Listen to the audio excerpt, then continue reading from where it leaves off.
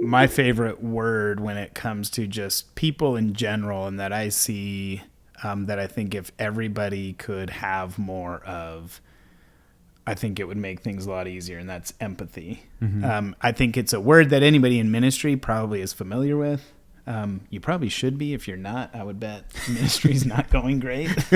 But it's easier said than done.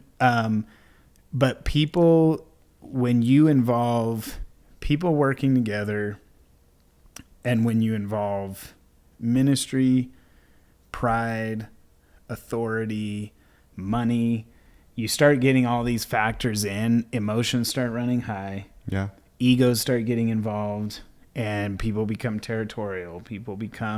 And the more that starts to happen, then, you become reactionary in difficult situations. So you're dealing with a leadership situation, you have a conflict, and you can immediately, again, when you're involving all of those elements to it, it can escalate quickly. And so one of the things I've found to be super helpful in talking through conflicts and leadership issues and challenges is empathy, how putting yourself in the shoes of the person that you're working with, and really trying to see it from their view.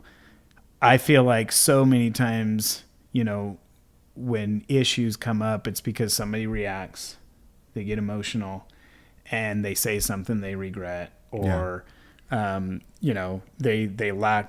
a lack of respect. So I think in any role, it's such a key skill to learn is to not react out of emotion or out of anger, but to really take a second, take a deep breath, and really try to see it from the other person's view. You may be right in the end, and the conversation may lead to a termination, or asking somebody to step down from a leadership role, or needing to go separate ways because you're not aligned. So it doesn't mean that those conversations aren't necessary and don't take place, but when you can do it with a cool head, where you've had time to gather your thoughts and really try to see it from their side, I think it goes a long way in having a healthy dialogue around whatever issue you have. So I would say in any level of leadership, whether it's professionally, ministry especially, I've found it's not hard to find situations where employees or people in a church setting feel frustrated because they don't feel heard, they don't feel respected, they don't feel valued. And if you're trying to get anywhere with somebody, whether they're an employee of yours or somebody who's under your leadership, and they don't feel like you respect them and value them, you're already climbing up a huge hill, and you're just not going to get what you need without that.